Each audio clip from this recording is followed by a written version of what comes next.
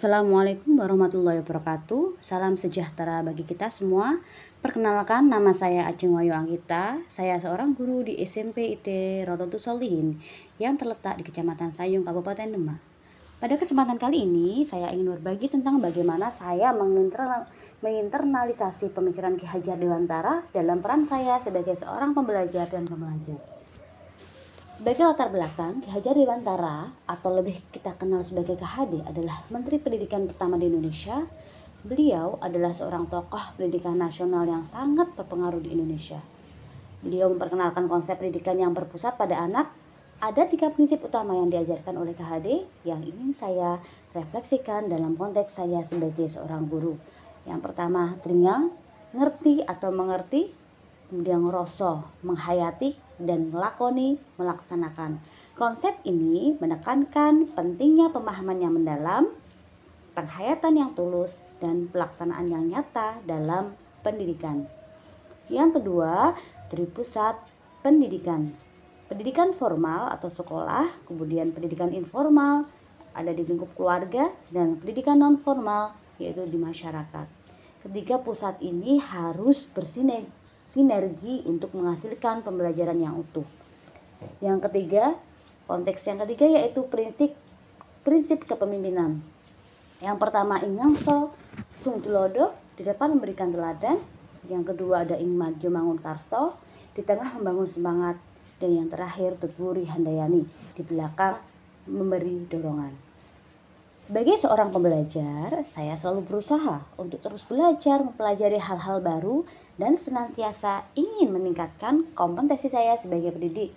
Di era globalisasi saat ini, era perkembangan zaman, banyak hal-hal yang baru yang harus senantiasa kita pelajari, berusaha untuk selalu menjadi pembelajar sepanjang hayat yang tidak lelahnya untuk selalu update ilmu pengetahuan. Saya mengikuti pelatihan-pelatihan, kemudian yang saat ini sedang saya lakukan mengikuti program guru penggerak. Ini juga salah satu bentuk ingin untuk belajar mengupgrade diri. Misalnya, saya telah mempelajari pendekatan-pendekatan baru dalam pembelajaran berbasis teknologi dan mencoba menerapkannya dalam pengajaran saya sehari-hari.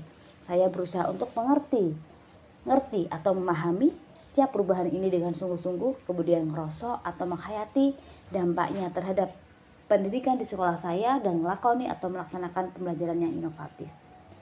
Sebagai seorang pembelajar sesuai dengan prinsip KHD, ingarso sung tulodo, saya terapkan dengan selalu berusaha menjadi contoh yang baik di depan peserta didik, berusaha menjadi contoh yang baik, berusaha untuk bersikap disiplin dan memiliki bersemangat yang tinggi dalam belajar.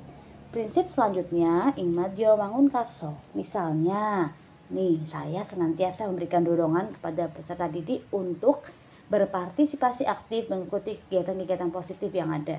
Dan tentunya saya selalu berada di belakang mereka, mendukung dan memberikan dorongan sesuai dengan prinsip tutwuri handayani.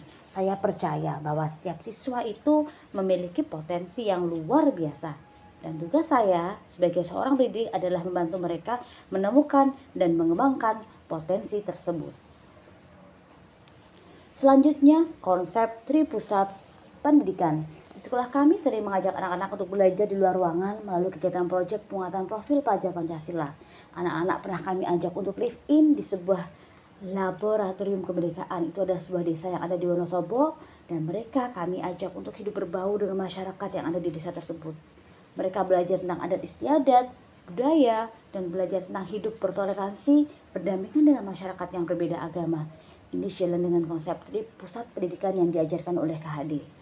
Dan sebagai penutup, saya percaya bahwa dengan menerapkan pemikiran Ki Hajar Dewantara, kita bisa menciptakan generasi yang tidak hanya unggul secara akademis, tapi juga memiliki karakter yang kuat dan siap menghadapi tantangan di masa depan.